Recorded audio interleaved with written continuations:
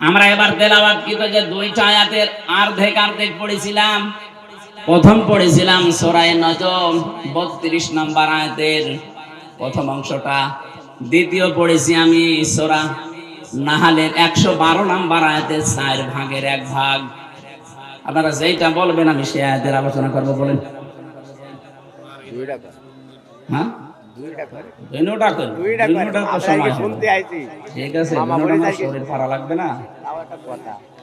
এই সামনে জানুয়ারি মাসের 3 তারিখ 4 তারিখ 2 দিন ব্যাপী আকিস গ্রুপ ওই যে খুলনায় যে মাহফিল দিত আকিস ফাউন্ডেশন, ওইটা দেবে না, ওইটা যশোরে দেবে। যশোরে দেবে যে পুলের হাটের যে হাসপাতাল আছে ওনাদের 8 দিন হাসপাতালের পেছনে এই বিশাল মাঠে আমারে 3 তারিখে দিয়েছে জানুয়ারির রাত 8টা থেকে 11টা পর্যন্ত। আলহামদুলিল্লাহ। আর মিজানুর রহমান আজহারি ভাইকে দিয়েছে 4 তারিখে, ওনারও 8টা থেকে 10টা পর্যন্ত। আকিস গ্রুপ করবে আজকে দাওয়াত, ওনারা আমার দাওয়াতটা ছিল সেই কোথায় চট্টগ্রাম বিভাগে। আকিস সাহেবের এই বড় ছেলে ডাক্তার মহিউদ্দিন জোর করে বলছে এখানে নেওয়া লাগবে। যশোরবাসী, নড়াইল, যশোর, ঝিনাইদহ, সাতক্ষীরা, খুলনা, বাগেরহাট 4-5 জেলার মানুষকে আমরা হাজির করব। অন্তত 10 লাখ মানুষ হবে ইনশাআল্লাহ ওই দিন। আরে ভাই আগামী বছর ডিসেম্বর 22 থাকবে।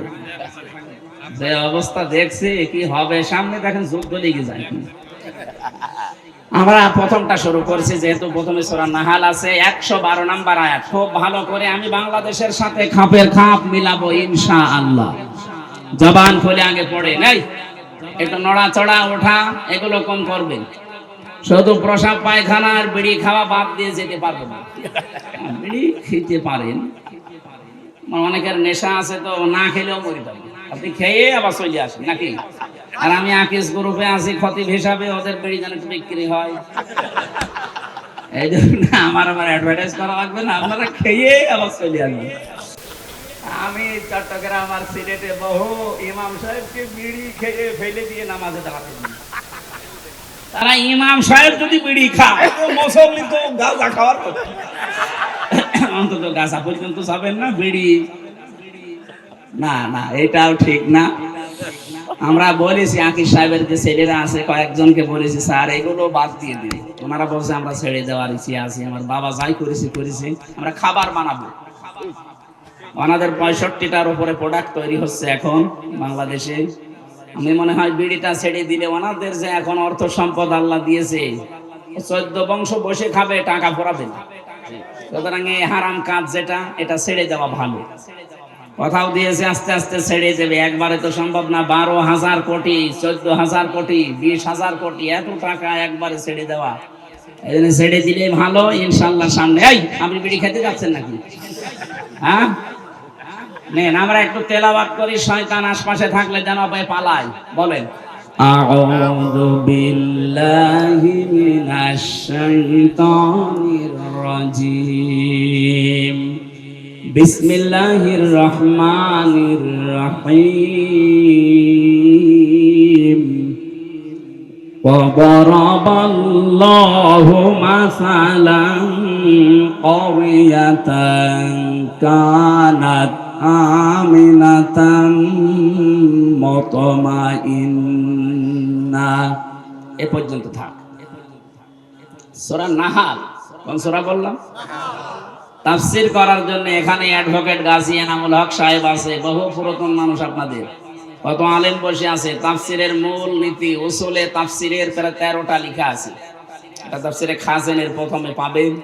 কোন আয়াত থেকে কথা বলতে হলে তার আগের আয়াত পরের আয়াতের সাথে সম্পর্ক কি, এইটা মাতৃভাষায় অর্থ, শুদ্ধ তেলাওয়াত, এরপরে ঐতিহাসিক প্রেক্ষাপট, শানে নজুল যেটা বলে ব্যাকগ্রাউন্ড, এরপরে এখানকার শিক্ষা কি, এরপরে শিক্ষা নিয়ে বাড়ি যাওয়া লাগবে। এগুলো আগে বলা লাগে।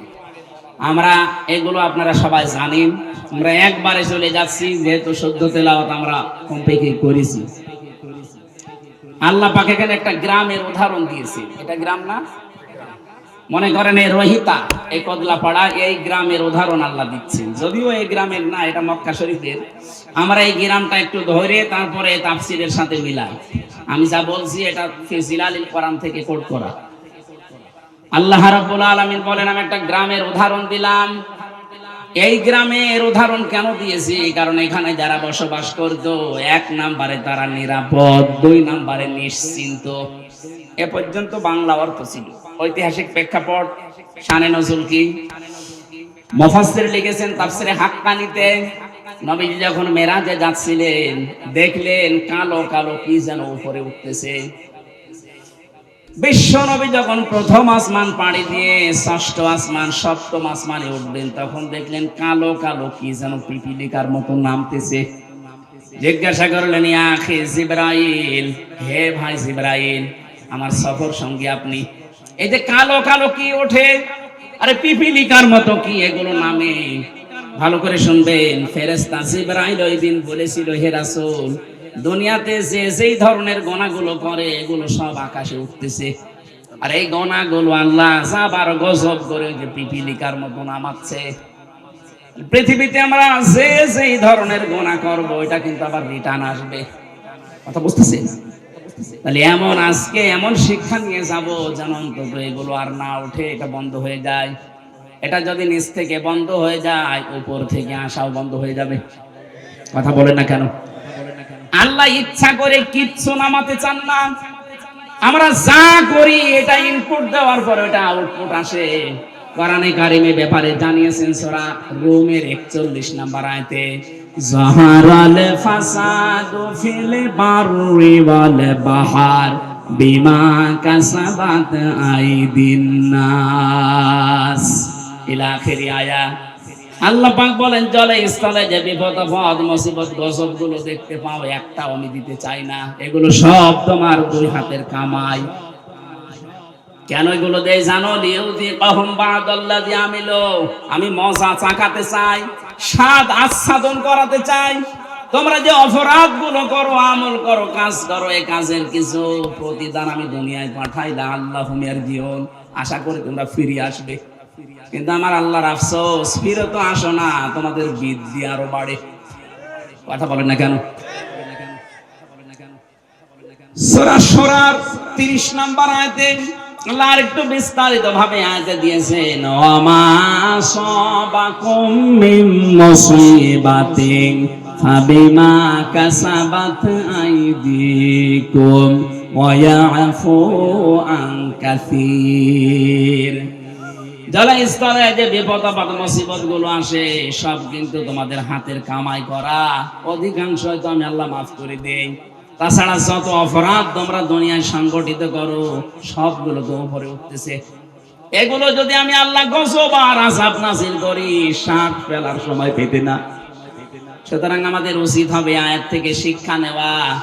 আমরা দেখি আল্লাহ আয়াত দিয়ে কি জানাতে চাচ্ছেন। প্রথমে উদাহরণ দিচ্ছেন আল্লাহ, ওয়া দারাবাল্লাহু মাসালান ক্বরিয়াতান।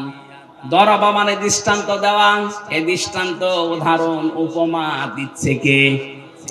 এই দেখেন, ওয়া দারাবাল্লাহু মাসালান ক্বরিয়াতান কানাত আমিনাতান মুতমাইন্না। আল্লাহ বলেন, আমি নিজে উদাহরণ দিলাম, উপমা দিলাম, দৃষ্টান্ত দিলাম একটা গ্রামের। কি সেই গ্রামে ছিল জানো? ওই গ্রামের মানুষগুলো নিরাপদ ছিল এবং নিশ্চিন্ত ছিল। তাফসিরে ইবনে কাসিরের ভেতরে ব্যাখ্যায় লিখেছে, এই গ্রাম বলতে আল্লাহ মক্কা শরীফকে বুঝিয়েছেন। ওই জামানা পর্যন্ত মানুষ তামাম দুনিয়ায় এমন কাবার আশপাশ পর্যন্ত কেউ নিরাপদে ছিল না। চুরি ডাকাতি সন্ত্রাসী চিন্তায় মানুষের কোনো গ্যারান্টি ছিল না বেঁচে থাকার আশপাশে। কিন্তু কাবার আশপাশ গুলোতে যারা কাবার চত্বরের ভেতরে আসবে আল্লাহ তাদের নিরাপদ এবং নিশ্চিন্ত করে দিয়েছিলেন। আল্লাহ বলেন, এতটুকুই আমি শেষ করিনি। ইয়াতিহা রিজকুহা রাগাদাম মিন কুল্লি মাকান। বিভিন্ন জায়গা থেকে আমি আল্লাহ তাদের জীবন উপকরণ পাঠিয়েছিলাম। আশপাশে ইয়েমেন ছিল, সিরিয়া ছিল। আজকে সিরিয়া বিজয় হয়নি। এই সমস্ত আশপাশ দেশ থেকে তাদের রিস্কের যে জীবন উপকরণ লাগে, রিজিক সব আমি পাঠাতাম। আশপাশের মানুষগুলো যে ইমানদার ছিল তা না, কিন্তু ওই মানুষগুলোর বিবেক ছিল, ওর বিবেকের উপরে আমি আল্লাহ এমন ভাবে আঘাত দিয়েছিলাম, বাধ্য হয়ে তারা এদের জন্য খাবার পাঠিয়ে দিত, জীবন উপকরণ যা লাগে জীবন চলতে সব তারা পাঠাতো। কিন্তু তাদের এইটা আমি সেট করে দিলাম, তাদের নিরাপত্তা তুলে নিয়েছি, তাদের নিশ্চিন্ত হওয়া এগুলো আমি আল্লাহ বন্ধ করে দিয়ে ফাযাকাল্লাহু লিবাসাল জুই ওয়াল খাউফ, আমি আল্লাহ পোশাক পরিয়ে দিলাম তাদের আচ্ছাদন করানোর জন্য। 1 নাম্বার ক্ষুধার পোশাক, 2 নাম্বার ভয়ের পোশাক, বিমা কানু ইয়াসনাউন, কারণ তারা যা করতো তার বিনিময়ে। এই যে এটা বাংলা অর্থ ছিল, এটার 1 নাম্বার কারণ আল্লাহ আয়াতের মাঝখানে 3টা শব্দ দিয়ে বুঝিয়েছেন কেন আমি এই নিরাপদ এবং নিশ্চিন্ত, এটা বন্ধ করে দিয়ে এই ক্ষুধা এবং ভয়ের পোশাক পরিয়েছিলাম। জানো, ফাকাফারাত বিআনউমিল্লাহ, তারা আমি আল্লাহর নিয়ামতের সাথে কুফরি করেছিল। কি করেছিল? এবার আমি বাংলাদেশের সাথে মিলাবো। আগে কাবা শরীফটা মিলিয়ে নেই। সূরা আলে ইমরান 4 নাম্বার পারার 1ম নাম্বার পৃষ্ঠা 7 নাম্বার লাইনের 93 নাম্বার আয়াতের মাঝে এটা আছে, দেখবেন ওয়ামান দাখালাহু কানা আমিনা। আল্লাহ পাক বলেন যে এখানে প্রবেশ করে তাকে নিরাপত্তা দিয়ে দেয়। এই জায়গাটার নাম বাক্কা। বাক্কা মানে মক্কা। বাক্কা মানে কি? মক্কা, প্রাচীন নাম। ইন্না আউওয়ালা বাইতিন উযিআ লিন-নাস লাল্লাযী বিবাক্কাতা মুবারাকা ওয়া হুদাল লিল আলামিন, অবশ্যই পৃথিবীর প্রথম ঘর স্থাপিত হয়েছে যেটা, সেটা বাক্কায়। এই বাক্কা মানে মক্কা। আল্লাহ পাক বলেন এখানে যারা প্রবেশ করে মানুষগুলো নিরাপত্তা পেয়ে যায়। এটা দেন কে? আল্লাহ। এই কথা বোঝেন, এটা দেন কে? আরো জোরে বলেন। বাংলাদেশ কি কাবা শরীফ? বলেন। কাবা শরীফ থেকে কত দূরে আমরা? 6010 কিলোমিটার দূরে আমরা। এখন এই 56,000 বর্গ মাইলের বাংলাদেশ যদি আমরা নিরাপদ এবং নিশ্চিন্ত করতে চাই, কাবা শরীফে আল্লাহ যেমন ভাবে তৈরি করেছেন, যেই নিরাপত্তা দিয়েছেন, ওইটা আমাদের এই দেশে তৈরি করা লাগবে। কাবার চত্বরের ভেতরে 1 নাম্বার আপনি কোনো শিরিক পাবেন না। এক কথা বলছেন না কেন? কোরআনে কারিমে আয়াতের দলিল পেয়েছি আমি তাফসীরে সূরা আনআম 7 নাম্বার পারা 17 নাম্বার পৃষ্ঠার 1ম নাম্বার লাইনের 82 নাম্বার আয়াতের প্রথম অংশে আছে আল্লাযীনা আমানু ওয়া লাম ইয়ালবিসু ঈমানাহুম বিযুলমিন উলাইকা লাহুমুল আমন ইলা আখিরি আয়াত। আল্লাহ পাক বলেন যারা ঈমান আনে আর ঈমানের সাথে জুলুমকে মিশ্রণ করে না, এখানে জুলুম মানে শিরিক। জুলুম মানে কি?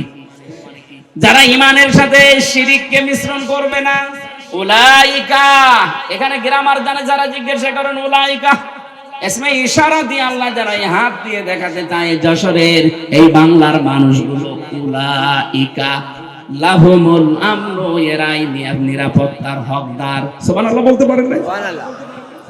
তাহলে আমরা যদি যে আতঙ্কে এখন আছে আমাদের প্রতিবেশীদের দ্বারা, আতঙ্কে নেই, এই আতঙ্কগ্রস্ত যদি আমরা থাকতে না চাই, আমরা যদি সত্যি শান্তি, স্বস্তি, নিরাপত্তা এবং নিশ্চিন্ত ভাবে দেশে চলাফেরা করতে চাই, দল মত দেখা যাবে না।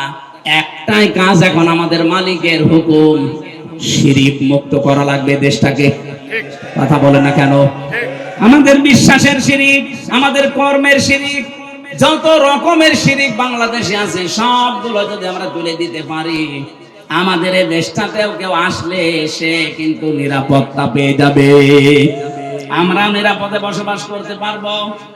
যত রকমের রিজিকের ব্যবস্থা আল্লাহ আমাদের জন্য করবে। প্রতিবেশী খারাপ হয়েছে তাতে কি? এই প্রতিবেশী ছাড়া যদি আশপাশের সবগুলো দেশ চলতে পারে, বাংলাদেশও চলতে পারবে। দরকার এদের সব বাদ দিয়ে দেবো, হারাম এদের সাথে সম্পর্ক রাখা। আমরা এখন সম্পর্ক রাখবো আমাদের পুরাতন ভাই পাকিস্তানের সাথে, তুরস্কের সাথে, দরকার চীনের সাথে। ইয়াতিহা রিজকুহা মিন কুল্লি মাকান, প্রতিটি জায়গা থেকে রিজিক আসবে। ১৫০০ বছর আগে যদি আল্লাহ এটা করতে পারে, আমাদের জন্য পারবে না মানে? আল্লাহ কি এখন মুরব্বী হয়ে গেছে? এক কথা বলে না কেন? আমাদের বিশ্বাস আছে যে আল্লাহ যেমন ছিল ওই রকম আছে। কথা বলেন ঠিক কিনা? আল্লাহ ওই সময় যদি পারে কাবা শরীফের আমাদের এই দেশটাতেও পারবে, যদি আমরা ওই ধরনের ইমানদার হতে পারি। ওয়ালা তাহিনু ওয়ালা তাহজানু ওয়া আনতুমুল আ'লাউনা ইন কুনতুম মুমিনিন। আল্লাহ পাক বলেন কোনো ভয় নাই, কোনো চিন্তা নেই, তোমরাই বিজয়ী হবে যদি মুমিন হতে পারো। তাহলে বিজয় দেওয়ার মালিক কে? মুমিন হওয়ার মালিক অবশ্যই আল্লাহ। আল্লাহ মুমিন হবে? আল্লাহ তো মুমিন আছে, আল্লাহর নাম মুমিন না? এই কথা বলে না কেন?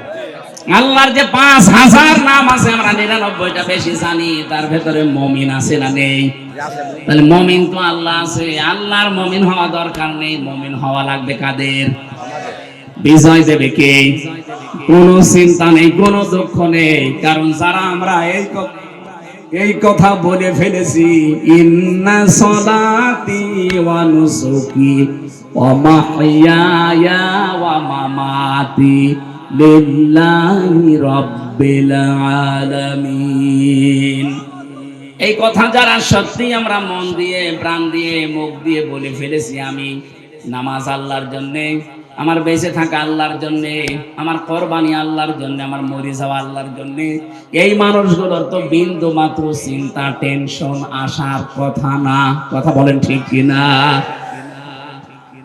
এই মানুষের সংখ্যা আগস্টের 5 তারিখের আগ পর্যন্ত আমরা একটা জরিপ পেয়েছিলাম। এই যে বিশ্বাস যে আমার নামাজ, আমার কোরবানি, আমার বেঁচে থাকা, আমার মরে যাওয়া, মাত্র 100 জনের 15 জন এ বিশ্বাস করতো।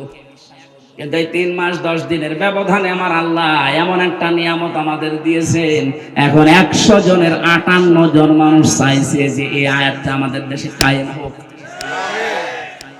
15 জন থেকে 3 মাসে যদি 58 জন হয়ে যায়, কিছুদিন যেতে দেন, এদেশের 100 জনের 100 জন মানুষ চাইবে এই দুনিয়ায় আল্লাহর বিধান কায়েম হোক। ওইটাই সফলতা। যত ষড়যন্ত্র হচ্ছে, কোন কল কাটিতে পা দেবেন না, কোন উস্কানিতে পা দেবেন না, কিচ্ছু হয়নি দেশের।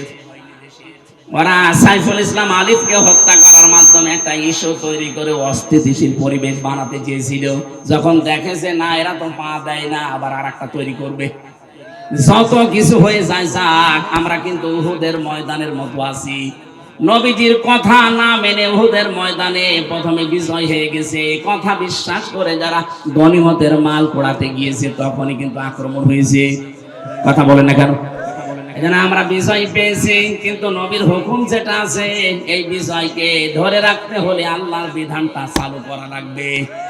আরো জোরে বলেন, নাই তো এই ষড়যন্ত্র থামছে না, থামবে না। আর এখন যদি আমরা কেউ ঘাট, কেউ বাজার, কেউ নৌকা, কেউ লঞ্চ, কেউ ঘাট, কেউ ব্রিজ, এগুলো যদি এখন গনিমতের মাল মনে করে আরম্ভ করতে চায়, ওরা কিন্তু বসে নেই। খালিদ বিন ওয়ালিদের মতো নেতৃত্ব দিয়ে আমাদেরকে আবার লাশ বানিয়ে ফেলবে। আর একবার যদি এবার পিছিয়ে যান, এদেশে কিন্তু 50 বছর আর ইসলাম আসবে না। সময় সুযোগ আল্লাহ একটু তৈরি করে দিয়েছে। কোন জাতি যদি নিজেদেরকে পরিবর্তনের জন্য চেষ্টা না চালায়, আল্লাহর অত দায় পড়ে না যে আল্লাহ জোর করে আপনাকে পরিবর্তন করে দেবে।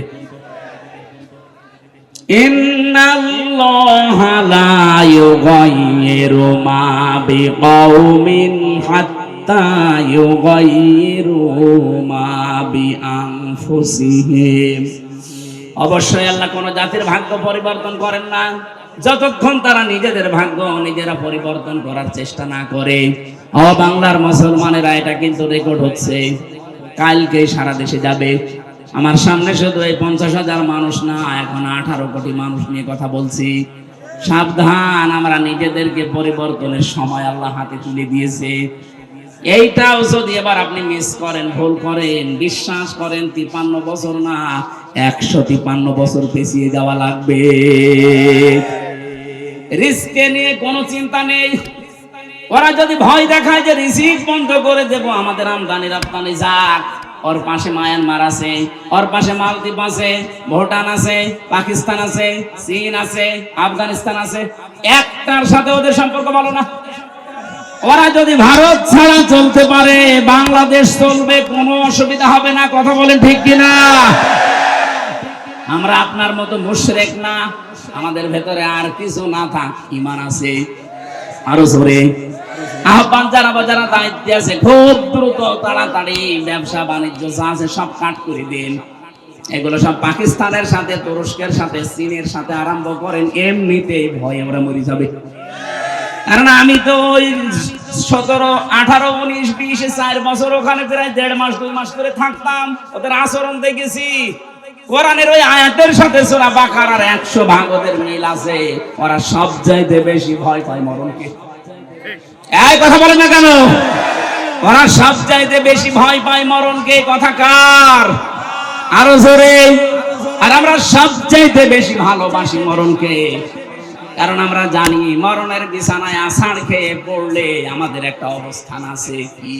সূরা নাহালে সূরার 32 নম্বর আয়াতে আছে, আল্লাযীনা তাতাওয়াফাহুমুল মালাইকাতু তাইয়্যিবিনা ইয়াকুলুনা সালামুন আলাইকুম উদখুলুল জান্নাতা বিমা কুনতুম তা'মালুন। যে মানুষগুলো এই পৃথিবীর ময়দানে মরণের বিছানায় আছাড় খেয়ে পড়বে, ফেরেশতারা দলে দলে আসতে থাকবে তার কাছে। তাইয়্যিবিন শব্দের শাব্দিক অর্থ শুধু পবিত্রতা না, এটা শুধু পোশাকের পবিত্রতা না, শুধু দেহের পবিত্রতা না, চিন্তা চেতনার পবিত্রতা, আমাদের বিশ্বাসের পবিত্রতা। যেহেতু ওদের বিশ্বাসে শিরিক আর আমাদের বিশ্বাসে ঈমান, এক কথা বলে না কেন? সুতরাং আমাদের যে পবিত্রতা আছে বিশ্বাসে, এই বিশ্বাস নিয়ে যখন আপনি পড়বেন মরণের বিছানায়, ফেরেশতারা এসে বলবে সালাম, শান্তি, উদখুলুল জান্নাহ, প্রবেশ করো ওই জান্নাতে। আর ওরা মরণের সঙ্গে সঙ্গে দেখতে পাবে ও মাআওয়াহুন নার, আগুন। কি এজন্য এত ভয় পাই আমরা যারা ঈমানদার, যারা পবিত্র ঈমানদার, এই মানুষগুলো মরণের সঙ্গে সঙ্গে আমরা দেখতে পাবো জান্নাত। ফেরেশতারা এসে বলবে প্রবেশ করো, উদখুলুল জান্নাতা বিমা কুনতুম তা'মালুন। দুনিয়ায় যা কাজ করেছো তার পুরস্কার হিসাবে আল্লাহ তোমাদেরকে এই বাগান দেখাচ্ছে। জোরে বলেন আমিন। আসল জীবনের সফলতা তো এটাই। আপনি 41 সাল পর্যন্ত ক্ষমতায় থেকে কি করতেন যদি জাহান্নামে যাওয়া লাগে? কথা বলেন না কেন? আমরা 41 সাল না, 41 সেকেন্ড বাঁচতে চাই, কিন্তু আমরা চাই আমাদেরকে আল্লাহ জান্নাতি বলে ঘোষণা দিক। ফামান যুহজিহা আনিন নার ওয়া উদখিলাল জান্নাতা ফাকাদ ফাজ। আল্লাহ পাক বলেন দুনিয়ার জীবন আসল জীবন না, ওই লোকটাই তো সফল যাকে আমি আল্লাহ জাহান্নাম থেকে মুক্ত করে জান্নাতি বলে ঘোষণা দিয়ে দিয়েছি। আপনি 41 সাল না 81 সাল পর্যন্ত যদি ক্ষমতায় থাকেন, মরণের পরে যদি ঘোষণা আসে যা জাহান্নামে যা, শুধু 81 সাল না, আমার মনে হয় 5000 বছর ক্ষমতায় থেকে ওই লোকটার জীবন ব্যর্থ। এর পরের আয়াতে আল্লাহ আমাদেরকে একটু সতর্ক বাণী দিয়েছেন, ওয়ামাল হায়াতুদ দুনিয়া ইল্লা মাতাউল গুরুর। হে পৃথিবীবাসী, দুনিয়ার জীবনটা কিন্তু ধোঁকা। দুনিয়ার জীবন কি? আর জোরে বলেন। এটা ধোঁকা। তোমার মা বাবা ধোঁকা, সন্তানাদি ধোঁকা, স্ত্রী ধোঁকা। বিশ্বাস হয় না। যাদের জন্য বৈধ অবৈধ নেই, বাবা শাহজালাল, সব হালাল বলে উপায় করতেছো। কোটি কোটি টাকার সম্পদ রেখে যাচ্ছ, মারা যাও, মাত্র 100 বছর পরে তুমি ফিরে আসো, আমি গ্যারান্টি দিলাম। 100 বছর পরে যশোরে এসে এই যে বিশাল খালা বানিয়েছিল চাকলাদার সাহেব, 100 বছর পরে যদি চাকলাদার সাহেব এসে ওই যে কি যেন নাম ওইটার, জাবির হোটেল, ওই হোটেলের সামনে এসে যদি বলে হোটেল আমি বানিয়েছিলাম, এটা আমার জমি, আমার মনে হয় 100 বছর পরে ওই জায়গায় অবশ্যই কেউ না কেউ বাস করবে। এক কথা বলেন না কেন? 100 বছর পরে যারা বাস করবে, শাইন চাকলাদার সাহেব না, যত বড় মাস্তান এসে বলো কি এটা আমার ছিল, দাঁত ফেলে দেবে। কিসের চাকলাদার আপনি? আপনার যদি থাকার জায়গা না থাকে, পালবাড়ি মোড়ে যে মসজিদ আছে, বারান্দায় থেকে রাত্রে কেটে পড়েন। কি আমি বানিয়ে বলছি? এইটাই হবে দুনিয়ার জীবনই এইটা। এখানে কার জন্য আপনি কি করছেন? আল্লাহ ফাঁকা ফারাত বিয়ান অমিল্লা দিয়েছেন। ওরা আল্লাহর নিয়ামত গুলো পেয়েছিল, বিভিন্ন দিক থেকে আসছিল, কিন্তু ওরা কুফরি করেছিল, নাফরমানি করে ঢেকে ফেলেছিল। আর যারা বৈধ অবৈধ নেই, বিশাল কিছু তৈরি করে যাচ্ছেন। আরে ভাই, আমি নিজে তো আমার 3 পুরুষের পরে আর চিনি না। আমার বাবা রিয়াজউদ্দিন, তার বাবা জাহান আলী, তার বাবা নমাজ আলী, এরপরে ছাতা আমার জানা নেই। আমার মনে হয় এখন নমাজ আলীর বাবা যে কে ছিল সত্যি আমি জানি না। উনি যদি এখন এসে বলে, হামজা এই বাড়ি, এই হালসা কুষ্টিয়া, এটা আমার বাড়ি, এই যে 2 তলা বাড়ি, এটা আমি বানিয়েছিলাম, দাঁত মুখ খুলে ফেলাবো। কিসের নমাজ আলীর বাবা আপনি? আমি তো নমাজ আলীর পরে কাউকে চিনিই না, তার নামও জানি না। নমাজ আলী পর্যন্ত যদি আসতো তাও হয়তো। এক কথা বলছেন না কেন? অথচ লোকটা কিন্তু 60 বছর আগেও মারা যায়নি। 60 বছর আগেও সেই লোকটা মারা যায়নি, অথচ তারে আমি চিনি না। আর আমার মেয়ে তো তার জীবন চিনার কথাই না। আমার মেয়ে সর্বোচ্চ আমি হামজা, রিয়াজউদ্দিন, জাহান আলী পর্যন্ত চিনি। এরপরে পরে জিজ্ঞাসা করুন, বলে কে? এটাকে ফেরেশতা। ও যশোরবাসী, কথাগুলো আমি নিজের জন্য বলছি। আজকে থেকে কোনো হারাম কাজে যাওয়া যাবে না। যারা দায়িত্বে ছিলেন এই 15 বছর, আপনার জন্য সূরা ইব্রাহিম, আলাম তারা ইলাল্লাযীনা বাদদালু নি'মাতাল্লাহি কুফরা ওয়া আহাল্লু কওমাহুম দারাল বাওয়ার জাহান্নামা ইয়াসলাউনাহা ওয়া বিসাল করার। আল্লাহ বলেন নিয়ামত, হে নবী আপনি একটু দেখেন না কেন, ওরা নিয়ামত পাওয়ার পরে ঢেকে ফেলেছিল, কুফরি করে বদলিয়ে দিয়েছিল আমার নিয়ামতকে। এবং 2 নাম্বার, ওয়াহাল্লু কওমাহুম দারাল বাওয়ার, ওরা জাতিকে জাহান্নামের দিকে পরিচালিত করেছিল। এই 15.5 বছর মূর্তির মাধ্যমে আল্লাহর অবাধ্যতা বিভিন্ন জায়গায় চালু করে পুরা জাতিকে ওরা কিন্তু জাহান্নামের দিকে পরিচালিত করেছিল। কথা বলে না কেন? সব চাইতে এখানে যে আনউমিল্লাহ আল্লাহর নিয়ামত, আমি তাফসিরে ইবনে কাসিরে পেয়েছি, সব চাইতে বড় নিয়ামতের কথা আল্লাহ দিয়েছেন রাসূলুল্লাহর নাম। তাদের কাছে সব চাইতে বড় নিয়ামত ছিল আমার রাসূল। কিন্তু এই মানুষগুলো আমার রাসূলকে পাওয়ার পর তার যে কর্মসূচিগুলো, এটা সূরা আলে ইমরানের 164 নম্বর আয়াতের প্রথম অংশে পাবেন, লাকাদ মান্নাল্লাহু আলাল মুমিনিন ইলা আখিরি আয়াত। আমি আল্লাহ যত দয়া তোমাদের উপরে করলাম, সবচেয়ে বড় দয়া এইটা যে মুমিনদের উপরে আমি একজন রাসূল পাঠিয়েছি। এই রাসূলকে তারা পাওয়ার পরে মানে তো না, আনুগত্য করে না, আর দেশ থেকে তাড়িয়ে দিয়েছিল। প্রশ্ন আসতে পারে, সে তো 1000 বছর আগের কথা, এখন কি? হ্যাঁ, এখনো আছে। এখন রাসূল নেই, কিন্তু রাসূলের নায়েব আছে। এ কথা বলে না কেন? বিশ্ব নবীর স্থলাভিষিক্ত নায়েবে রাসূল, উত্তরাধিকারী আলেম যারা, তারা 15.5 বছর আপনি কি করেছেন আলেমদের সাথে বলেন তো? এটা একটা নিয়ামত ছিল, রাসূলের উত্তরাধিকারী, অথচ তাদের মাথায় দড়ি দিয়ে ডান্ডা বেড়ি পড়িয়ে আপনি কোটে তুলতেন। জেলখানার ভেতরেও যদি রাখতেন, এমন কঠিন অবস্থায় রেখেছিলেন, অন্যান্য সাধারণ মানুষের মতো না, আলেমদের প্রতি সবচাইতে বেশি রাগ আপনার।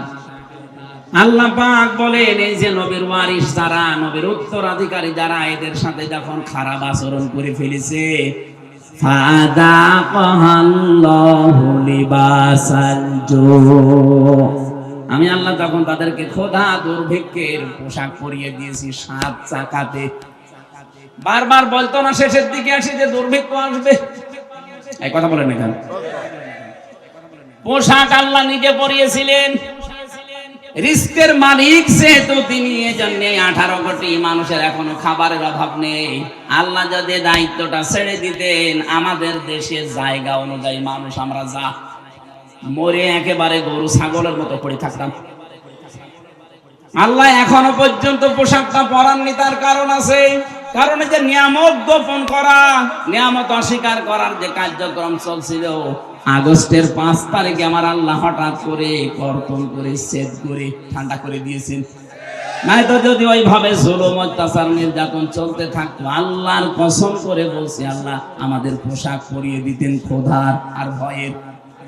ভয়ের পোশাকটা এখনো কাটে নাই, এ পোশাক কাটতে পারে। একটাই পদ্ধতি আছে, বিশ্ব নবীর 4 দফা কর্মসূচি মেনে নেওয়া লাগবে।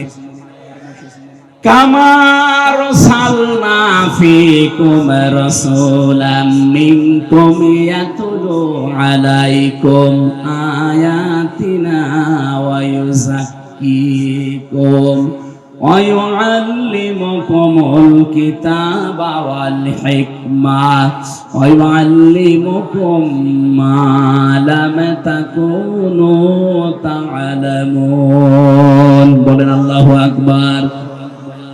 4টা কর্মসূচি এখন থেকে আমাদের হাতে নেওয়া লাগবে।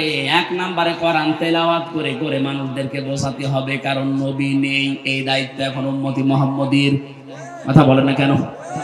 যেই দলে এই কর্মসূচি আছে যে কোরআন তেলাওয়াত করে মানুষকে বোঝায়, কোরআনে কারীম শিক্ষা দেয়, কোরআন দিয়ে পবিত্র করার জন্য ব্যক্তি, পরিবার, সমাজ, রাষ্ট্রকে চেষ্টা চালায়, কোরআনে কারীমের শিক্ষা ব্যবস্থাকে শিক্ষায় নিয়ে যাওয়ার জন্য যারা চেষ্টা করে, হিকমতের সহিত যারা কাজ করে, হিকমত মানে সুন্নাত, সুন্নাত অনুযায়ী এই কাজগুলো যারা আঞ্জাম দেয়, অবশ্যই আপনাকে এই কর্মসূচিগুলো দুনিয়ায় বাস্তবায়ন করা লাগবে রাসূলের পদ্ধতিতে।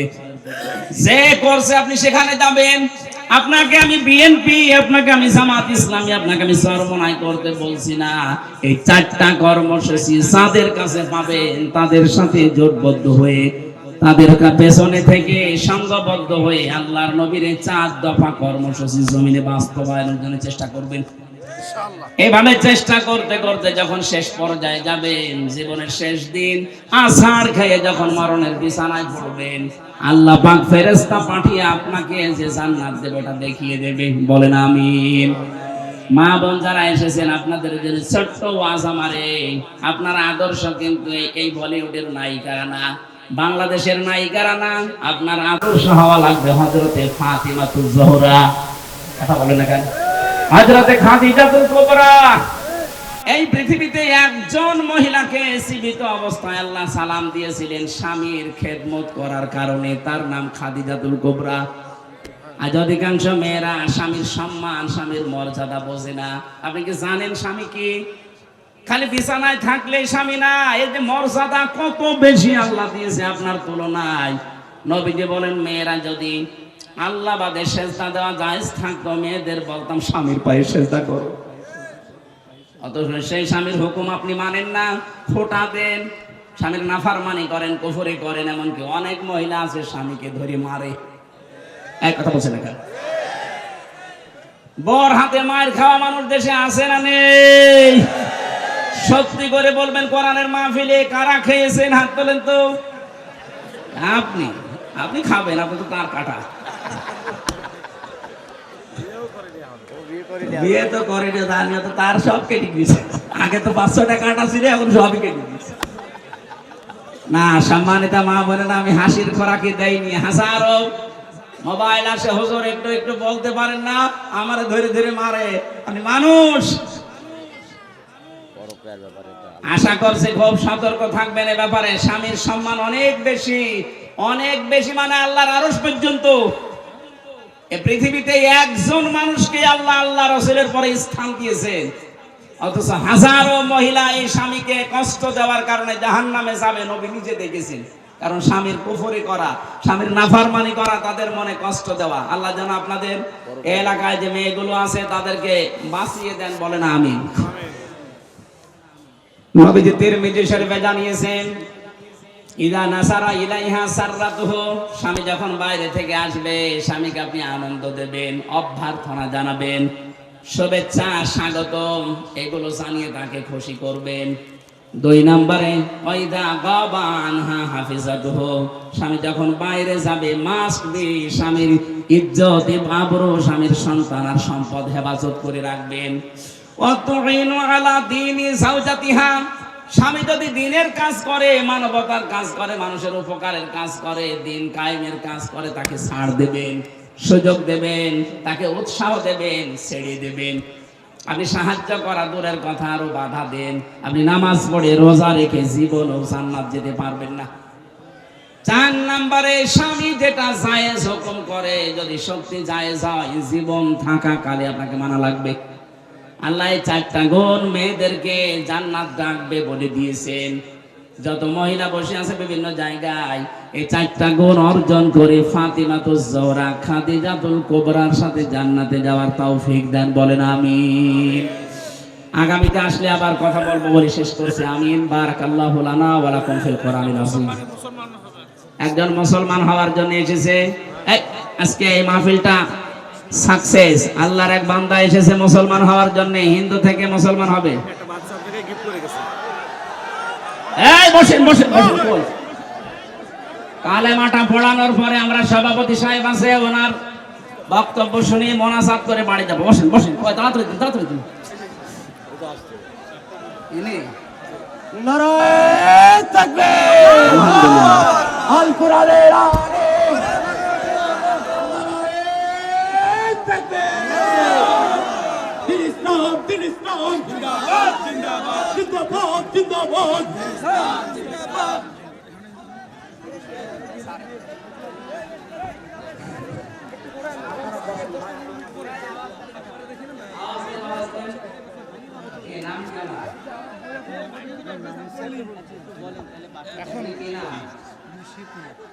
শ্রী কুমার, ওনার নাম ছিল শ্রী কুমার,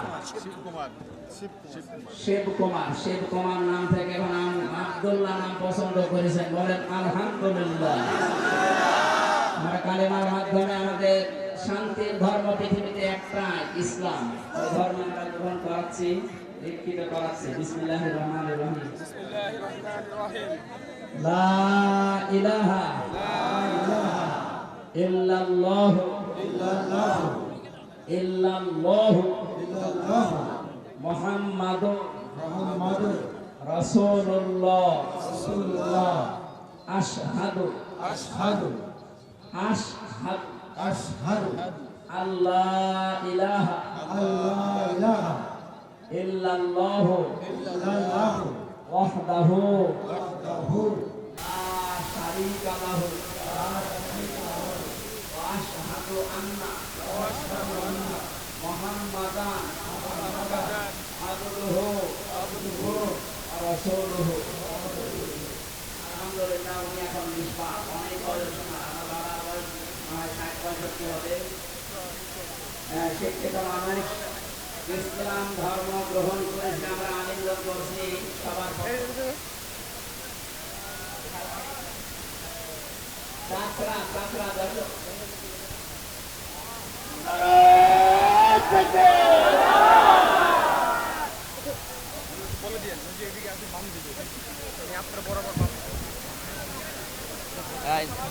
আমাদের সভাপতি সাহেব এখন সালাম দেবে আপনাদের, এরপরে আমরা দোয়া করব। আসসালামু আলাইকুম ওয়া রাহমাতুল্লাহি ওয়া বারাকাতুহু। এই মাহফিলের পরে একটা হাদিসের মাদ্রাসা করার জন্য উদ্যোগ নিয়েছি। আপনারা দোয়া করবেন যাতে একটা সুন্দর মডেল মাদ্রাসা করতে পারে এবং আপনারা আজকের আরামার দোয়া করবেন।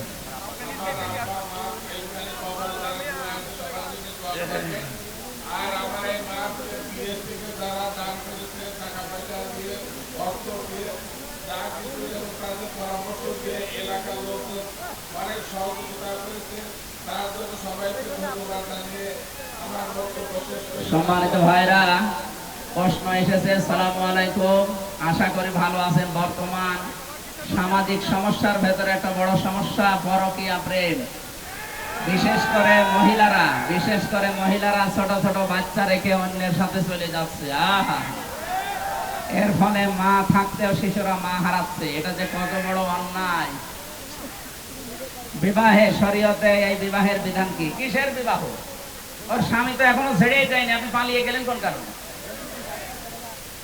আপনার কথায় পরকীয়া বন্ধ হবে কিনা জানি না, তবে সমাজের সকল শ্রেণীর মানুষ সহ ওই নারী পুরুষ যাতে বুঝতে পারে তাদের কর্মের ফলাফল কি জাহান্নাম। কারণ বিয়ে তো না, মানে স্বামী তো ছাড়েনি, আপনি আন্দাজে চলে গেলেন আরেকজনের সাথে, যতদিন থাকবেন জেনা হবে। এ বিষয়ে সুস্পষ্ট আলোচনা করবেন যাতে কোনো শিশু মা হারা ও মা থাকতে মা হারা না হয়ে দুনিয়ায় এতিমের মতো লালন পালন না হয়। আসলে এটা আরো আগে থেকে দিলে আমি ওই আয়াত পড়তাম। আজকে সময় নেই, আমরা ফুলের হাটে আকিস গ্রুপের মাহফিলে ওই আয়াতের উপরে কথা বলবো ইনশাআল্লাহ। আল্লাহুম্মা আমিন। আমার লিখিত যে জেলখানার বই ছিল এই বামে এই গাড়িতে আছে, বামে এই গাড়িতে নিয়ে যাবে যাওয়ার সময়। লা ইলাহা ইল্লা আনতা সুবহানাকা ইন্নী কুনতু মিনাজ জালিমিন। রব্বানা আতিনা ফিদ দুনিয়া হাসানা ওয়া ফিল আখিরাতি হাসানা ওয়া কিনা আযাবান নার। আল্লাহ যশোর জেলার মনিরামপুর রহিতা কদলাপাড়া এলাকার দিকে তাকাও।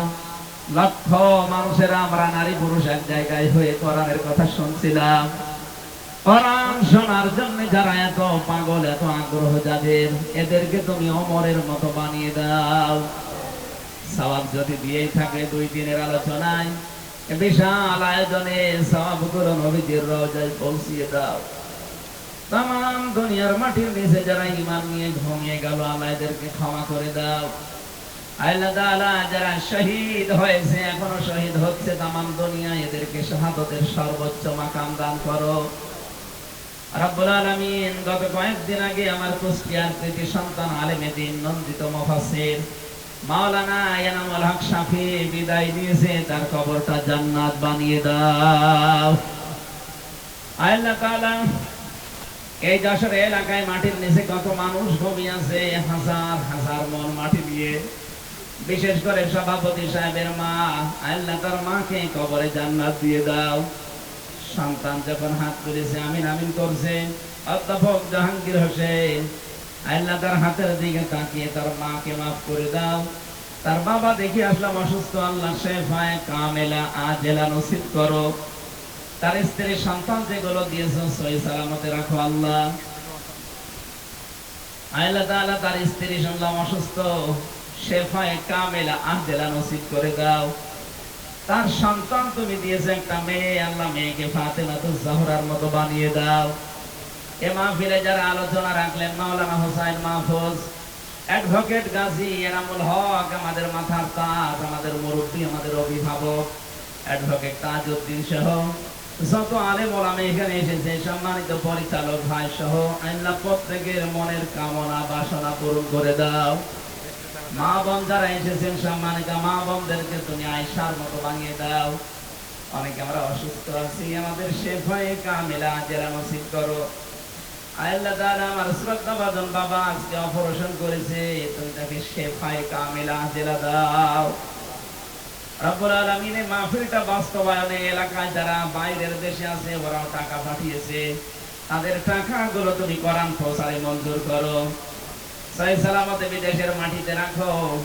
আল্লাহ তাআলা হালাল রুজিতে বরকত দাও। আমার মায়ের সন্তান মায়ের কোলে আবার ফিরিয়ে দাও।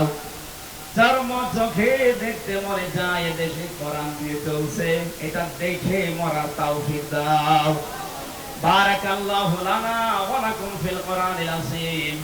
মরণ আসলেই যেন বলতে পারি লা ইলাহা ইল্লাল্লাহু মুহাম্মাদুর রাসূলুল্লাহ।